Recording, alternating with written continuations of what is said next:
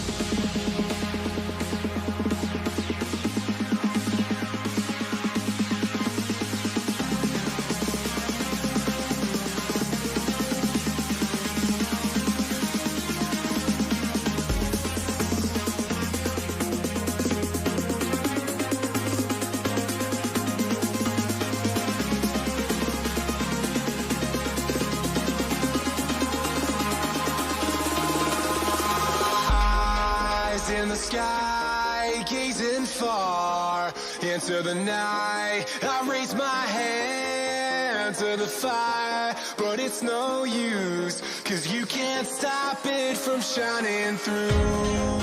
It's true, baby, let the light shine through. If you believe it's true, baby, won't you let the light shine through for you.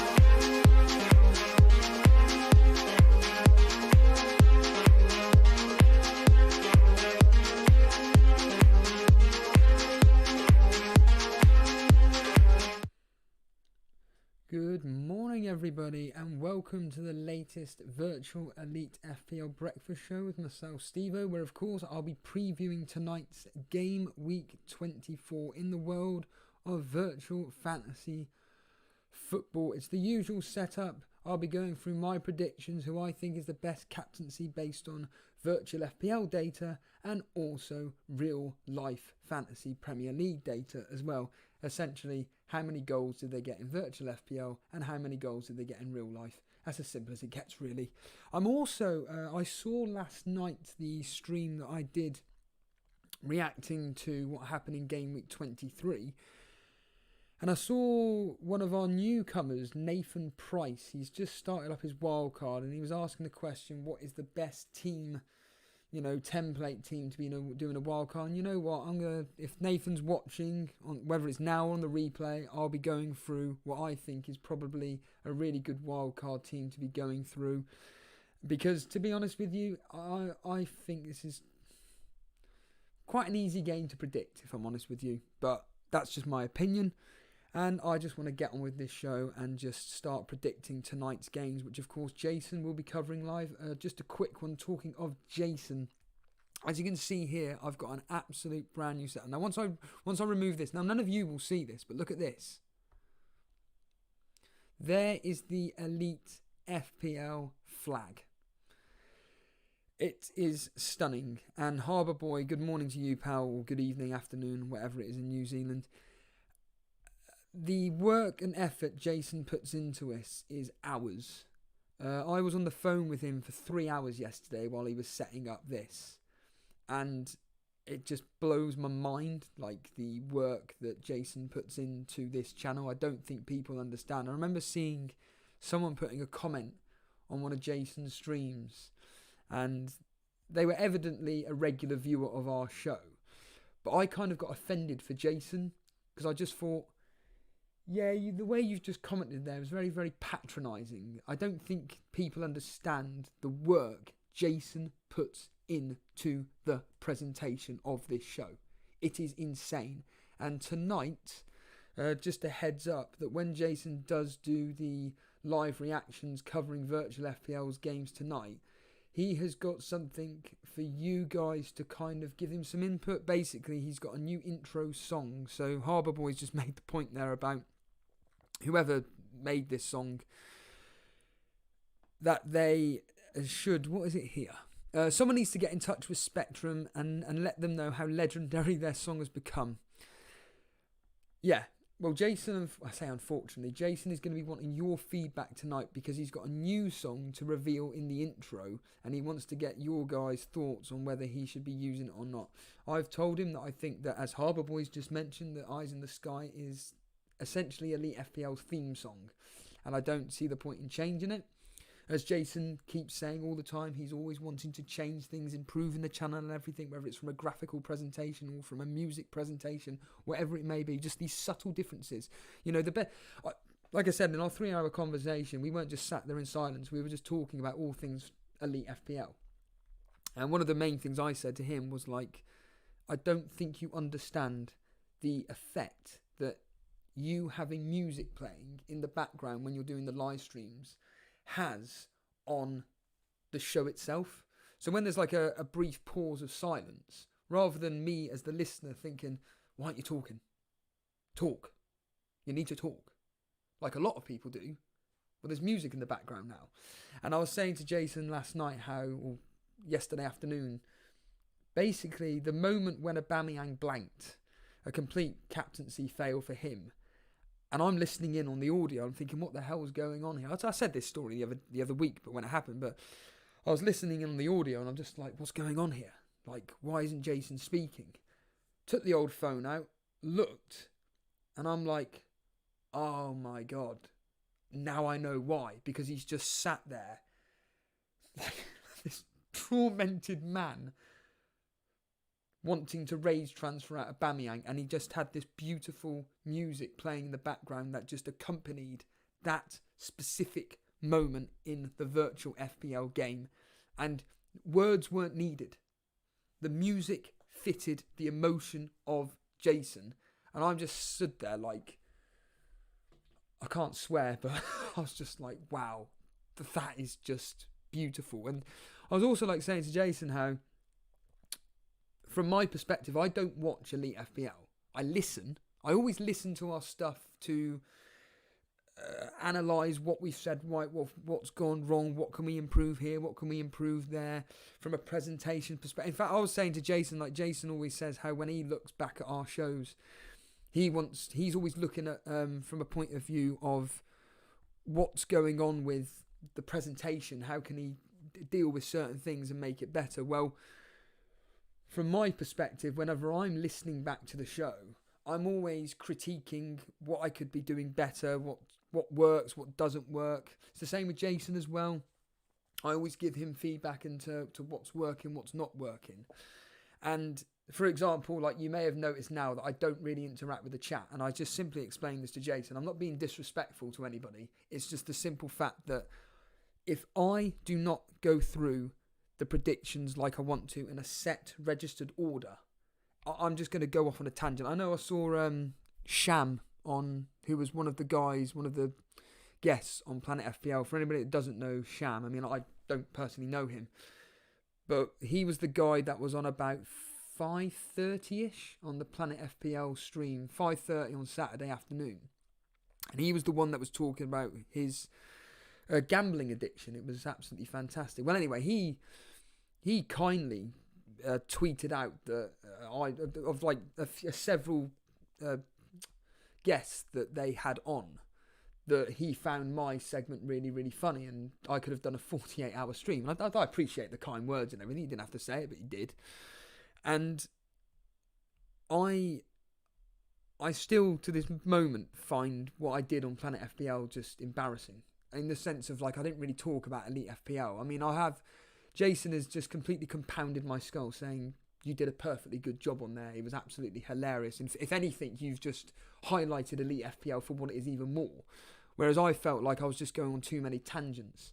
The reason why I'm saying all this is because that key word there, tangents. I don't want to be going off on too many tangents, being caught off guard by the chat. So what I like doing now is, like, with these virtual Elite FPL streams, is I just want to focus on what I want to talk about. So in this case today, I want to focus on the predictions for the games, who I think, like I said, is the best captaincy option. I then want to run through who I think is the best wildcard team to be choosing. I mean, like I said, Nathan Price, you were the one that kind of gave me the idea of doing this. And then if I get the opportunity, I'll have a chat. But I really do kind of want to keep these streams down to like half an hour or so. I mean, yesterday I was even planning on doing it in a world record time of about 10 minutes, going through the reaction thing. But like I say, I do enjoy interacting with you guys on chat. I mean, good. I mean, we have got an honour of David Stahl, who is FPL Defender in chat. Welcome, my friend. Number 1 in the mini league, the Game Week 11 mini league, FPL Defender. You have got the crown at the moment, my friend. Welcome. Another one here, Vince Chapman, or as he's known now in the chat, Vince Bruno Madison Grealish. Morning, Steve-O. Just 3.5 weeks till we're back again. I'd hold your horses on that, my friend. I'd hold my horses on that. Gabriel de Rop. Yeah, good morning, evening, or BNMC. Good morning to you, pal. And there are many, many others here. Good morning to everyone. Wow, Brett Mollison's here. Hey, Steve-O, please go 3 hours. I'm busy at work listening in. I need your help to get through this. Sorry, mate. I'm going to be going on for 3 hours. Wait until the whole reality of football's back, and that'll be the case.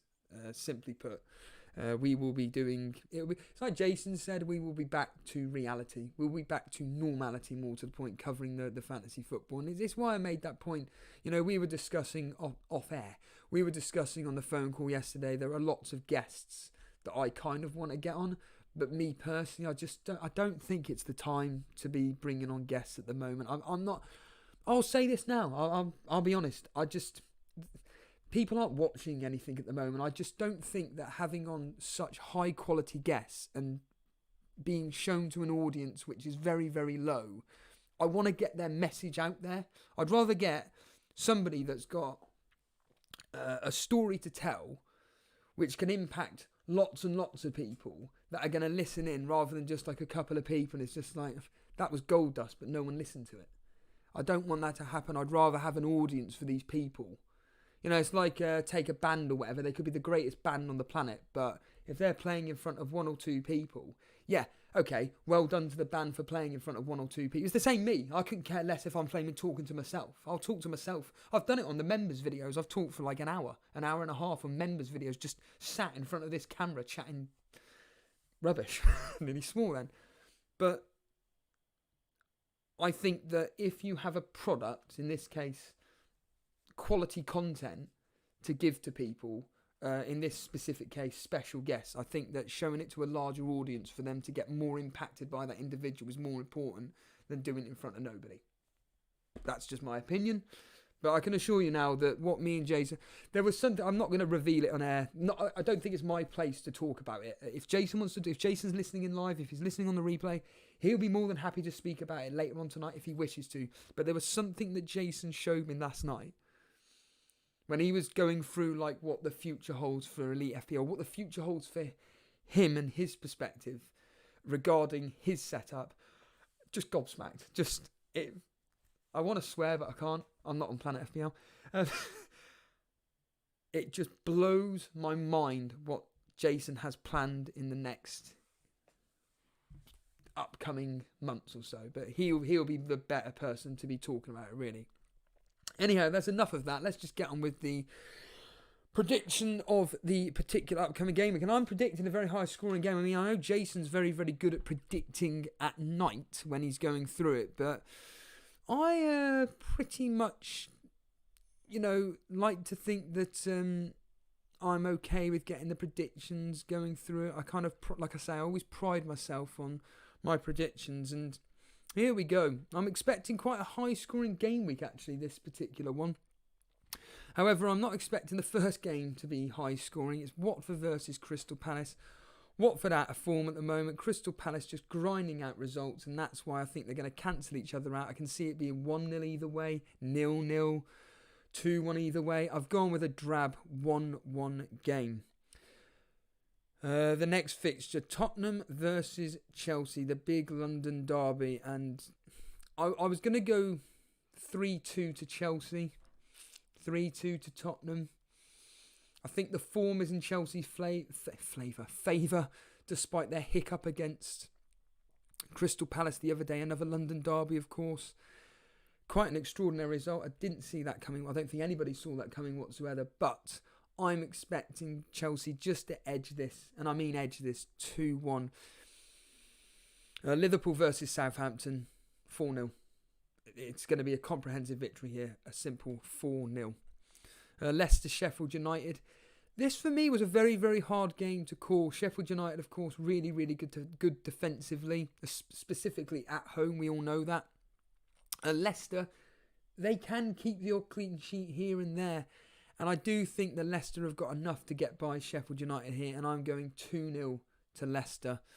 Aston Villa versus Arsenal. Arsenal in this particular game over the last few weeks have been performing absolutely abysmally. Yes, if you have Aubameyang, just stick with him, give or take. He's going to get you regular returns. I think Arsenal are going to have the quality over Aston Villa here. And I think Arsenal are going to edge this 2-1. But it really, really wouldn't surprise me if Aston Villa actually came out on this top. Everton versus Man City. This is the game for me, I personally think, is going to be the highest scoring game. I'm predicting 6 goals in this game. Very high scoring indeed. I'm going Everton 2, Man City 4. I think Man City are going to have a bit of fun against Everton here. And I think if you own any attacking assets in here, let's be honest here, Kevin De Bruyne, Sane or Calvert-Lewin, you're going to be in for a treat. I think there's going to be a lot of goals in this game. The same with this next game. West Ham versus Norwich. 2 teams that can't defend, but 2 teams that do like to score. And I think that despite Norwich's away record in this particular game, I do think that Norwich are going to be able to get something out of West Ham. West Ham are pretty useless. And I think this is going to be a 2-2 draw. Burnley versus Brighton, another game which is very, very tough to call. I think it's going to be very, very tight. But finally, I don't think Matt Ryan is going to keep a clean sheet. I don't think he's going to get 4 in a row. He could get 4 in a row, but I do think that Burnley can get the goals if they want to. And I think they will in this game. It's club bias here, but I'm going 2-1 to Burnley. Man United Wolves, this is another game where I think it's very, very tight indeed. But you know what? I think Wolves are going to do them. I think Wolves are going to beat United, and I'm going to go in a tight game, 2-1 to Wolves.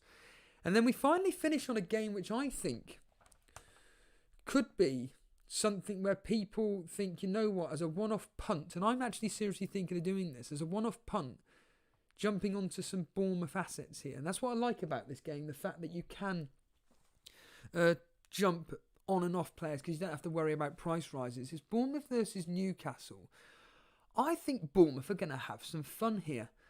I've given Newcastle a goal because Bournemouth can't defend. But I think Bournemouth are going to score 3 here, and I'm going 3-1 to Bournemouth. So anybody that's thinking of jumping on, for example, Ryan Fraser, could be a good option there. Solanke got a goal the other day. Is he worth jumping on? Maybe as just a 1 week punt? Maybe. Callum Wilson, Josh King. These are all decent punts just for a one-off game. So there's my predictions. Now let's just quickly go through the captaincy. I don't want to forget that. So I forgot it last time. So I've gone with 6 potential captaincy options here. They're all the popular ones. Mane, Salah, Trent Alexander-Arnold, Aubameyang, Sane and Kevin De Bruyne. Now then, Mane versus Southampton. In virtual fantasy football, he got a goal. In real life, 2 appearances, 1 goal. Salah, who I'm probably going to be captaining. Salah, in this game, he got 1 goal, 1 assist versus Southampton. In real life, 2 appearances, 1 goal. Trent, well, this is the big one in this. Trent Alexander-Arnold, if you're really, really, really wanting to risk it. I say risk it. I think this could be a nice differential in Gabriel de Rop. I think you are here at the moment. Good morning to you, pal. Harbour Boy or FPL Defender. If you want a little risk, a little cheeky punt, Trent Alexander-Arnold could be a 1. And Trent Alexander-Arnold in this game got 1 clean sheet. In real life, 2 appearances versus Southampton. He's got 2 clean sheets. So I'd like to think there's a high chance of getting at least 6 points in this game. And you never know, with his attacking prowess, he could come up with another double-digit haul regarding assists alone. So maybe Trent could be a gamble there. Aubameyang, 2 goals versus Aston Villa in this game. In real life, he's made 1 appearance versus Aston Villa, got the 1 goal. Sane, he got 1 assist versus Everton.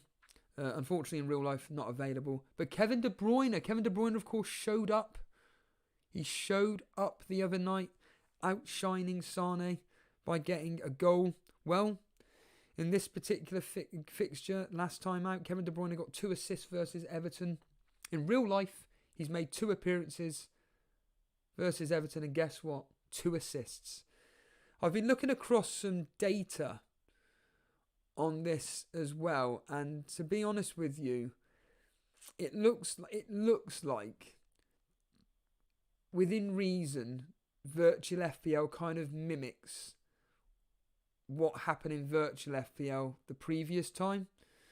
So really, whoever you're captaining, kind of look at what they did in virtual FPL the last time they played these teams, and you're probably going to get an accurate idea of who's going to get the points. But again, it's just a complete lottery at the moment. But yeah, I wanted to talk about Wildcard.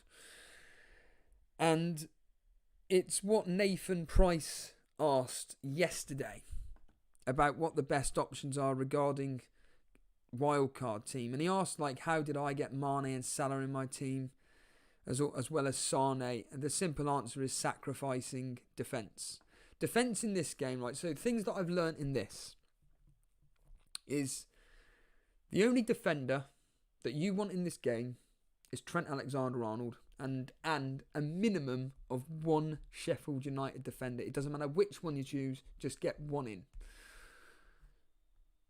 So once you got that, so let's just do a bit of fun here for a while. Let's just keep him Button, for example, just as a cheapie. So get rid of Henderson. So let's just keep Ward in for the keeping Egan in for the sake of having that 1 Sheffield United defender. We'll get rid of these here. Keep Salah and Mane. Get rid of Grealish. Get rid of Pulisic. Abraham, Pookie. Let's get rid of them. So it all depends, obviously, on what your strategy is. Whether you want to play a 3-4-3 or a 3-5-2. But again, something that I've learned with this specific game is that it doesn't matter what strikers you bring in. They're guaranteed to get you a minimum of 1 attacking return per game. So you could, in theory, get any cheap striker in. But I will preface that by saying that they need to have green fixtures. So if we just quickly look at the ticker here. So at the moment, for the next 3 or 4 game weeks, who's got the best fixtures? Well, looking at this simple ticker here, Arsenal, Aston Villa, Bournemouth have got a couple of decent fixtures. Liverpool, Newcastle, Norwich, And you could possibly throw in Wolves and Southampton there as well. Sheffield United maybe for the upcoming 3 fixtures, looking from an attacking perspective. Because we've already got basically 2 defenders and 3. I mean, these players here specifically, like I said, a Sheffield United defender, doesn't matter who it is, just have one in. So I've just gone with Egan for that. But for definite, you need to have Trent Alexander-Arnold in your team. You need to have, I think, Salah, Mane and Sane. So having those 3, in my opinion, is an absolute must-have. And the question is, which players then do you want to be bringing in based on the season ticker? Well, because of the amount of money that these 4, in fact, take up, you're going to have to be looking at cheap options here. I mean, just off the top of... I mean, this is just literally going to be off the top of my head. But if we're going to go with... I mean, Everton's fixtures are really, really poor. So that's a bad choice. But Pukki? So Pukki for his next upcoming... I mean, it's going to be sounding very, very biased from my point of view. But Pukki for now, bring him in. I can't believe I'm saying this, but maybe going with Southampton's Danny Ings for the next upcoming fixtures after tonight's game versus Liverpool. But there is a chance he'll score. I always keep saying this as well with this specific game. I do find that once a player starts hitting form, bring him in. So Danny Ings, he was off form, got 2 goals the other night. It's a case of just bringing him back in. So let's just put him back in the team. Of course, we've then got 3, 4, 5 more slots to bring in. Now, this is based on a 3-5-2 formation here. Well, who's got the best ticker here from cheap teams? Well, you could look at Burnley. You could look at Bournemouth. I've already mentioned Bournemouth for a fact. So let's just, for argument's sake, who, again, a player that's in form at the moment, look at Ryan Fraser. He's 6.8. Let's stick him in. And as I mentioned before, Jack Grealish is a decent option for now. So we could stick him back in. The question is you've got 18.1 million to spend on 3 defenders, which, to be honest with you, could be pretty much anybody. But looking at this, Burnley defence is worth looking at. Brighton, with their upcoming fixtures, apart from Liverpool, are certainly worth looking at. You can ask Jason. Aston Villa, they're useless. I would say Arsenal, but defensive they are absolutely pants. I mean, again, Bilal will know about that. Newcastle, the problem with Newcastle is that away from home they're terrible, and 2 away fixtures followed by a home fixture versus Arsenal. I mean, that shouldn't bother Newcastle considering how well they're doing against these top 6 teams. Away at Southampton, home, away, home. So not many home fixtures there, but I don't think that really matters with Brighton. So if we were to look at Brighton's defenders, and I mean, it's just a case of getting in the cheapest one that starts, and let's just go, for example, with Webster. Let's just throw him in. I've got then 13.7 to spend on 2 more. Well, I've got a goalkeeper as well. I've just realised. So really, in this game, I don't think goalkeepers are really. You can apply this to fantasy, the actual game as well. Is that just stick with a goalkeeper throughout the whole season? So, I mean, who's got decent fixtures? Maybe Burnley, Nick Pope, because he's cheap. Maybe throw him in. So let's just quickly throw in Burnley, Nick Pope, because he is only, I believe he's 4.8 in this game, 4.9. So I've got 8.8 to spend. Well, again, from a biased point of view, I know this is really weird to say, but Jagielka for 4.1, he's worth the punt. He's worth the punt because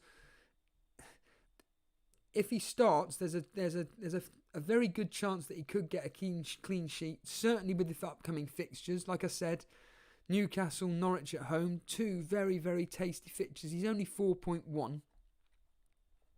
So I certainly think Jagielka's worth a punt in there. And then I've got 4.7 to spend on a guaranteed starter. Well, from a biased point of view, maybe go with a Sheffield United defender that was guaranteed to start that's under 4.7 or under. So Basham. as an example. If we look at, well, I've already mentioned Brighton here. So what's that? We've got three guaranteed starters, basically, for their teams in Webster, Alexander-Arnold, Egan. They've all got decent fixtures.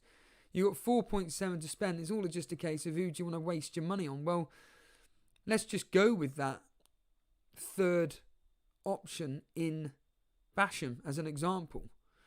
So that means you've got triple Sheffield United defence, which, to be fair, is isn't such a bad idea with their upcoming fixture. I mean, I got a clean sheet from them the other day. You have the option of getting rid of Jagielka if, for example, Webster's got a decent upcoming fixture. So, for argument's sake, Burnley away. Prime example of maybe going with going with Webster instead of Basham, Jagielka, because Sheffield United are away at Leicester, so you just put Webster in instead of Jagielka. These are just very, very simple ideas, but yeah, the reality is that you're going to be constantly swapping who you're going to be captaining between Salah and Mane if you want to be boring.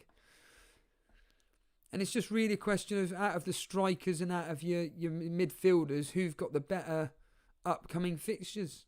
And that's it, really. And that's the basic overview guide of a wildcard team.